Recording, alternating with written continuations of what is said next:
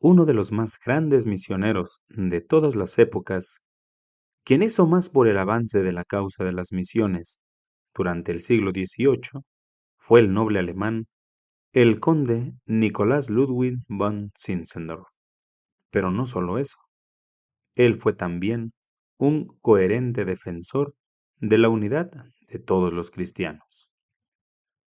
El joven rico que dijo sí. Nicolás Ludwig von Zinzendorf nació en 1700, en una familia rica y noble. Desde 1662, todos los hombres del clan Zinzendorf portaban el título de conde, por lo cual Nicolás es conocido también como el conde Zinzendorf. La muerte de su padre y el nuevo matrimonio de su madre hizo que quedara al cuidado de su abuela y de su tía, las cuales lo criaron. Un niño piadoso. El joven conde creció en una atmósfera impregnada por la oración, la lectura bíblica y los cánticos. Con sinceridad infantil, él escribía cartas de amor para Jesús y las lanzaba desde la ventana de la torre del castillo, con la certeza de que el Señor las recibiría y las leería. Cuando los soldados suecos invadieron Sajonia, ellos entraron en el castillo e irrumpieron en el cuarto donde el conde, de 6 años, se encontraba en sus acostumbradas devociones. Ellos quedaron paralizados de temor y reverencia cuando oyeron al pequeño orar. Este incidente fue profético, de la forma como el conde habría de mover a otros con la profundidad de sus experiencias espirituales. La herencia de Zinzendorf, espiritualmente hablando, fue aquella chispa del luteranismo influenciada por el pietismo. Sin embargo, la historia lo conocería como un moravo, aunque a él no le agradaba ninguno de esos nombres, porque amaba la unidad de todos los cristianos. Los pietistas buscaban conocer a Cristo de una forma personal y reavivar la iglesia por medio de pequeñas reuniones de estudio bíblico y oración. Para ellos, andar con el Salvador significaba estar separado del mundo, en obediencia a Cristo, a su palabra y amarlo de corazón. De niño le impresionaron fuertemente los sufrimientos de Cristo. Él frecuentemente meditaba en las palabras de un himno de Hergard: la cabeza tan llena de heridas, tan llena de dolor y de desprecio, en medio de otros insultos dolorosos, escarnecido fue con una corona de espinas.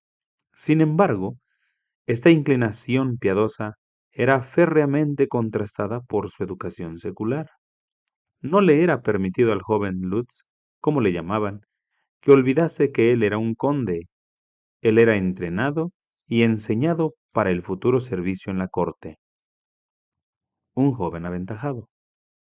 A la edad de 10 años, fue enviado a estudiar a Halle, donde recibió la inspiradora enseñanza del pietista luterano August Frank.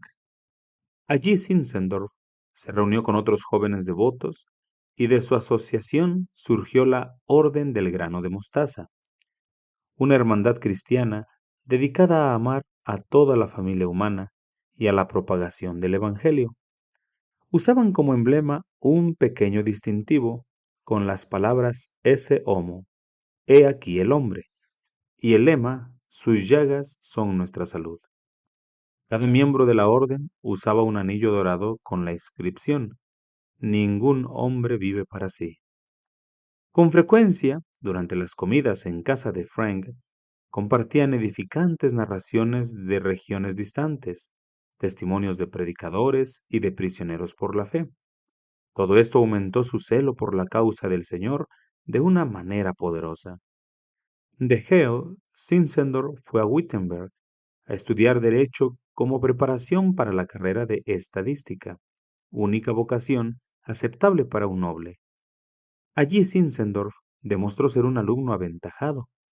A los 15 años podía leer a los clásicos y el Nuevo Testamento en griego, y poseía fluidez en el latín y el francés. Mostró, además, un claro talento poético. Sin embargo, él no estaba contento con lo que le deparaba el futuro. Anhelaba entrar al ministerio cristiano, pero el rompimiento de la tradición familiar parecía imposible. La cuestión lo abrumó hasta 1719, cuando un incidente cambió el curso de su vida. ¿Qué haces tú por mí? Ocurrió durante una gira por Europa después de terminar sus estudios. En una galería de arte, vio una pintura, el Esse Homo de Domenico Fetti, que mostraba a Cristo sufriendo el dolor producido por la corona de espinas, y una inscripción que decía: Yo hice todo esto por ti. ¿Qué haces tú por mí?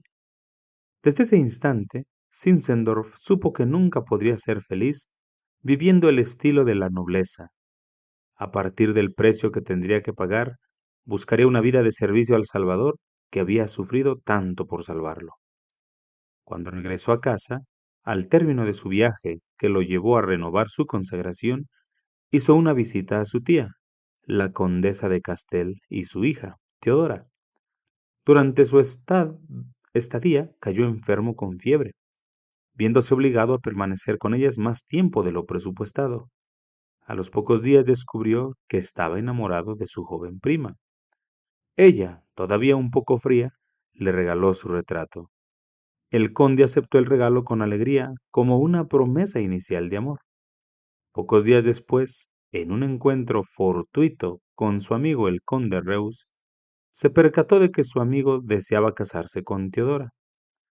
Cada uno expresó su deseo de desistir en favor del otro y, no estando en condiciones de resolver el asunto, los dos jóvenes estuvieron de acuerdo en ver lo que la propia Teodora diría. Zinzendorf contaría más tarde cuáles eran sus verdaderos sentimientos en ese momento. Aunque me costase mi propia vida el tener que renunciar a ella, si esto era más aceptable a mi Salvador, yo debía sacrificar lo que me era más querido en el mundo. Los dos amigos llegaron a Castel y Zinzendorf se dio cuenta de que Teodora amaba a su amigo. Los esponsales fueron sellados inmediatamente en una ceremonia cristiana. El joven conde compuso una cantata para la ocasión, que fue presentada ante toda la casa Castel. Al término del festivo espectáculo, el joven compositor ofreció a favor de la pareja una oración tan tierna que todos fueron movidos a las lágrimas. Después de estudiar en el Nuevo y el Antiguo Testamento lo que el Señor habla sobre el matrimonio, y seguido de mucha oración y consultas con sus amigos, el conde decidió casarse escogiendo solo una cónyuge que compartiera sus ideales. Encontró esa persona en la condesa Ermund von Reus, con quien se casó en septiembre de 1722. Con ella formó un hogar aún más dedicado y piadoso que el suyo propio. La mira del conde era servir a Cristo y su esposa lo apoyaría en ese objetivo. Ermund llegó a ser la madre adoptiva de los hermanos. Nace Herrnhut. Ese mismo año, Zinzendorf se inició en el oficio de consejero real en Dresden. En las tardes de domingo, dirigía estudios bíblicos y oraba para que la villa en que vivía se transformara en una real comunidad cristiana, sin saber cómo Dios respondería a este deseo. La oportunidad de participar en un servicio cristiano de importancia se le presentó cuando un grupo de moravos buscó protección en su propiedad en Wettersdorf, que después se llamó Herrnhut, el cuidado del Señor. La invitación de Zinzendorf a estos refugiados a establecerse en sus propiedades, a pesar de la oposición de otros miembros de la familia, fue un punto decisivo en el desarrollo del movimiento moravo. Herrnhut creció rápidamente al tenerse noticias de la generosidad del conde. Los refugiados siguieron llegando y pronto la propiedad se convirtió en una creciente comunidad. Además de los moravos, comenzaron a llegar luteranos, calvinistas, hermanos bohemios y desertores diversos de iglesias establecidas. Al crecer la población, también aumentaron los problemas. Los diferentes fundamentos doctrinales de los residentes crearon discordias y, en más de una ocasión, se puso en peligro la propia existencia de Herrnhut. Zinzendorf fue muy paciente y pacificador. Escuchaba a todos lo que tuvieran que decir, intentando comprender su punto de vista, hasta el máximo que podía sin contradecir la verdad. Evitó todo lo que significara una naturaleza violenta. Cuando Zinzendorf se hallaba en Herford, todo parecía estar bien, pero apenas salía de sus contornos, los problemas resurgían. Un pacto de unidad. Un día, el 12 de mayo de 1727, decidió a hacer algo que marcará una solución definitiva. Zinzendorf convocó a todos los hermanos y les habló durante 3 horas acerca de la impiedad de la división. Ese día, los hermanos hicieron un pacto con él en la presencia de Dios. Los hermanos, uno tras otro, estuvieron de acuerdo y se comprometieron a pertenecer solamente al Salvador. Se avergonzaron de sus desacuerdos religiosos y unánimemente estuvieron dispuestos a enterrar para siempre sus diferencias. Ellos renunciaron a amarse a sí mismos, a su propia voluntad, a su desobediencia y pensamientos libres. Desearon ser pobres en espíritu y ser enseñados por el Espíritu Santo en todas las cosas. Acto seguido, el conde estableció algunas responsabilidades personales y entregó algunas reglas para orientar la relación mutua. Así fue como, 5 años después de la llegada de los primeros refugiados, todo el ambiente cambió. Comenzó un periodo de renovación espiritual que llegó a su clímax en un servicio de comunión el 13 de agosto de ese año con un gran avivamiento que, según los participantes, señaló la venida del Espíritu Santo a Herrnhut. Esta gran noche de avivamiento produjo un nuevo entusiasmo por las misiones, que fueron la principal característica de este movimiento. Las pequeñas diferencias doctrinales ya no constituyeron causa de discusión. Al contrario, había una fuerte unidad de espíritu y una elevada dependencia de Dios. Se realizaban 3 reuniones al día, la primera de ellas a las 4 de la mañana para orar, adorar y leer la Biblia. Por ese tiempo se comenzó una vigilia de oración que continuó 24 horas al día, 7 días a la semana, sin interrupción durante más de 100 años. Un visitante ilustre. El predicador inglés John Wesley conoció a los moravos en una travesía en barco por el Atlántico. Él era un joven piadoso, pero aún no conocía su salvación. En medio de una tempestad en el mar, mientras todos los pasajeros estaban espantados, un grupo de moravos permanecían perfectamente tranquilos. Concluida la tormenta, Wesley se acercó y le preguntó a uno de ellos: ¿Vuestras mujeres y vuestros niños no tenían miedo? No, señor, nuestras mujeres y nuestros niños no temen la muerte, fue la respuesta simple. Wesley comprendió que aún no tenía una fe tan grande como la de ellos. Más tarde, Wesley viajó a Alemania para conocerlos más de cerca. Allí tuvo la oportunidad de admirar la pureza de sus costumbres. Estaban siempre ocupados, dice, siempre gozosos y de buen humor en sus tratos unos con otros. No se dejaban dominar nunca por la cólera. Evitaban todo motivo de querella, toda clase de acritud y las malas palabras. Dondequiera que se encontrasen, andaban siempre de una manera digna de la vocación cristiana. En Marienborn, cerca de Frankfurt, se encontró con Zinzendorf, a quien deseaba conocer. Sus conversaciones con él fueron sumamente útiles y placenteras. He encontrado lo que buscaba, escribió después. Pruebas vivas del poder de la fe, individuos librados del pecado interior y exterior por el amor de Dios derramado en sus corazones, y libres de dudas y temores por el testimonio interior del Espíritu Santo. En Herrnhut quedó maravillado por lo que vio. Me encuentro en el seno de una iglesia cuya ciudadanía está en el cielo, que posee el Espíritu que estaba en Cristo y que anda como Él anduvo. Quedó impresionado con la solemne sencillez de sus cultos, que contrastaban con el ceremonial de la iglesia anglicana de aquellos días. La gran sencillez y solemnidad de aquella escena me remontaron 17 siglos atrás a una de aquellas asambleas presididas por Pablo o por Pedro, escribió Wesley. Bien hubiera querido pasar aquí toda mi vida, pero el maestro me llamaba a otras partes de su viña y tuve que abandonar este lugar tan dichoso. Ah, cuando este cristianismo cubrirá la tierra como las aguas cubren la mar. El auge de las misiones. La participación directa de Zinzendorf en las misiones en el extranjero no ocurrió sino hasta unos años después del gran avivamiento espiritual en Herrnhut. En 1731, mientras asistía a la coronación del rey danés Cristian VI, le presentaron a dos personas de Groenlandia y a un esclavo negro de las Indias Occidentales. Quedó tan impresionado con su solicitud de misioneros que invitó al esclavo a visitar Herrnhut, y él mismo volvió a casa con un sentido de urgencia por empezar inmediatamente la obra misionera. Antes de un año se enviaron los primeros dos misioneros moravos a las Islas Vírgenes, y en las 2 décadas siguientes enviaron más misioneros que los enviados en conjunto por todos los protestantes durante los 2 siglos anteriores. Aunque a Zinzendorf se le conoce principalmente como iniciador y motivador de misiones, también participó personalmente en ellas. En 1738, unos años después que los primeros misioneros habían ido al Caribe, Zinzendorf acompañó a 3 nuevos misioneros que habían recibido la comisión de unirse a sus colegas allí.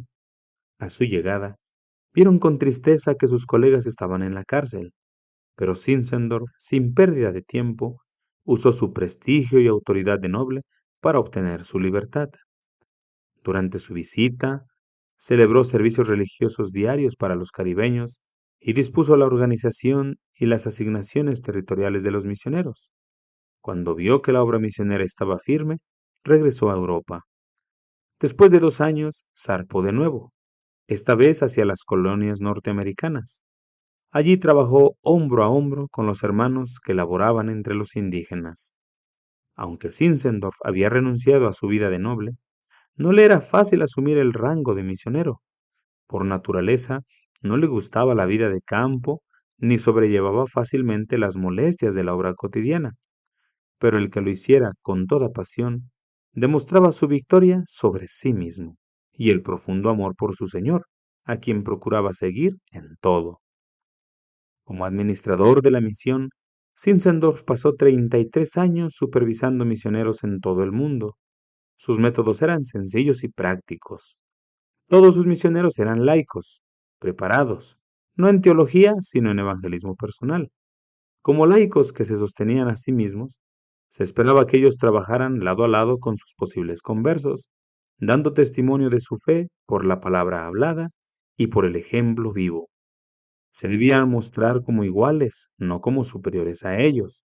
Su mensaje era el amor de Cristo, sin considerar las verdades doctrinales hasta después de la conversión. Y aún entonces, la comunión devota con el Señor tenía más importancia que la enseñanza teológica.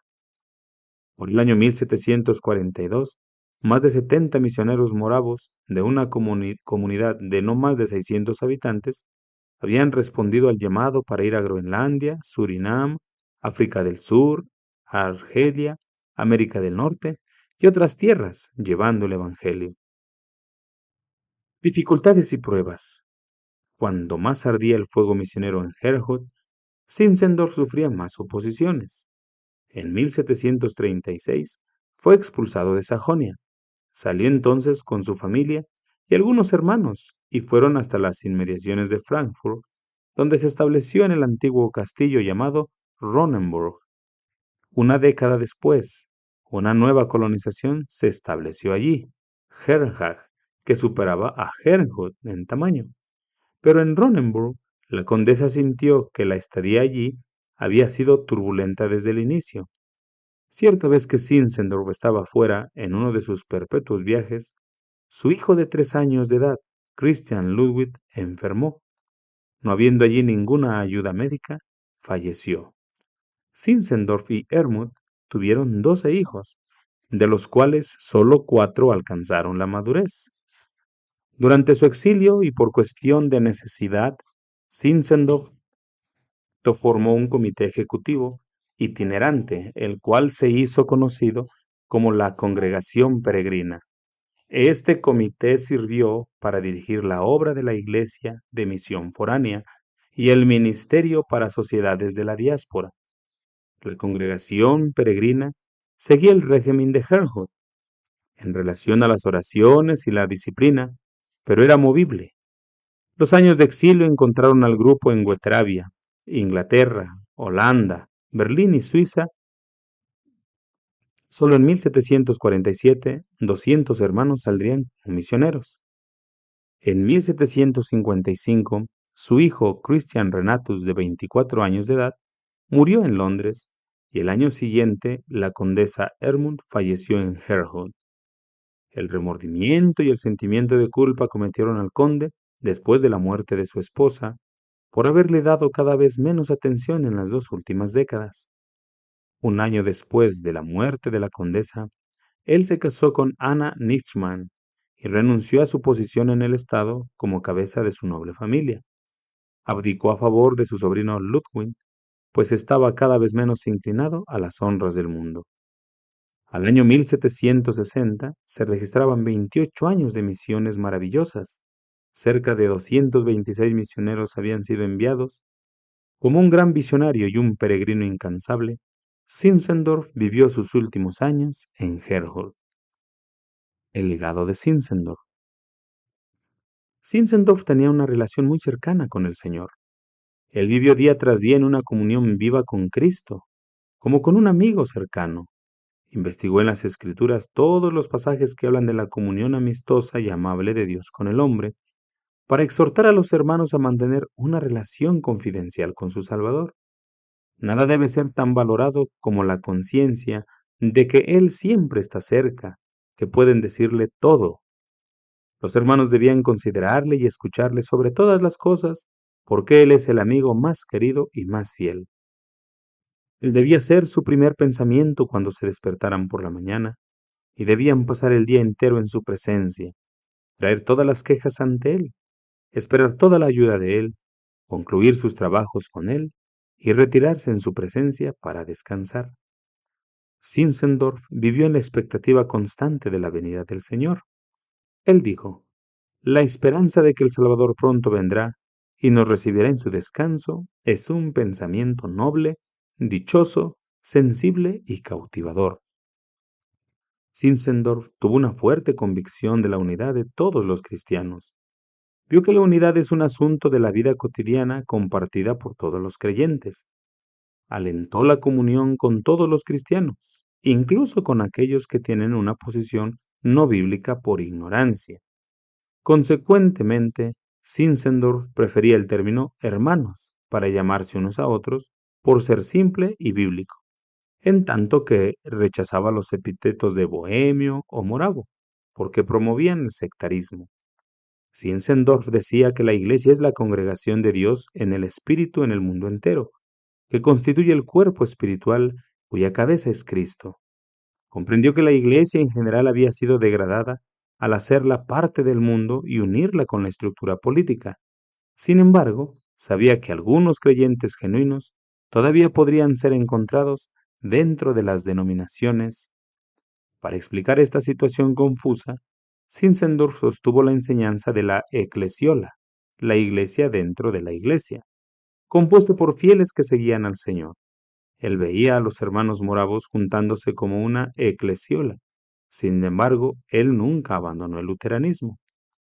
Los hermanos de Herrnhut practicaban una intensa vida de iglesia, hecho que era facilitado por la diaria convivencia.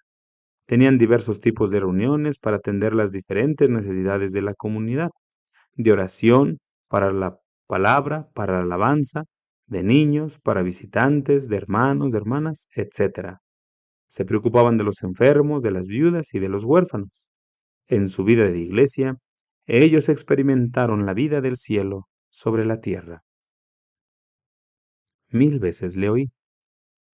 Respecto de Zinzendorf se ha escrito: hasta el día de su muerte, Cristo su Salvador fue para él el todo en todos.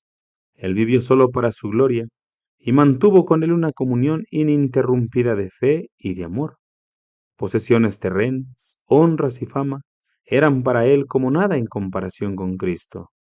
Él decía de su Señor: yo tengo solo una pasión, y esta es Él, solamente Él. 1000 veces yo lo oí hablar en mi corazón, y le vi con los ojos de la fe. De todas las cualidades de Cristo, la mayor es su nobleza, y de todas las ideas dignas en el mundo, la más noble es la idea de que el Creador debería morir por sus hijos. Si el Señor fuese abandonado por el mundo entero, yo todavía me apegaría a Él y le amaría. Herder, el poeta alemán, escribió de él: fue un conquistador en el mundo espiritual. John Albertini, el elocuente predicador, describe la nota clave en la vida de Zinzendorf. Fue el amor a Cristo que ardió en el corazón del niño, el mismo amor que ardió en el joven, el mismo amor que lo hizo vibrar en la adultez, el mismo amor que inspiró cada una de sus obras. Un día antes de su muerte, Zinzendorf estaba muy debilitado. Apenas en un susurro, le dijo al obispo Nichman, que estaba al lado de su lecho: usted suponía en el inicio que el Salvador iría a hacer tanto como ahora nosotros vemos realmente entre los hijos de Dios de otras denominaciones y entre los incrédulos. Yo solo le pedí algunas de las primicias de nuestros días, mas ahora hay millares de ellas. Nichman, qué formidable caravana de nuestra iglesia ya está en dirección al Cordero. Zinzendorf ha sido identificado por algunos como alguien genuinamente cristocéntrico, por otros como un líder espiritual que dio forma al curso del cristianismo en el siglo XVIII, y todavía por otros como el gobernante joven y rico que se encontró con Jesús y le dijo fervorosamente sí.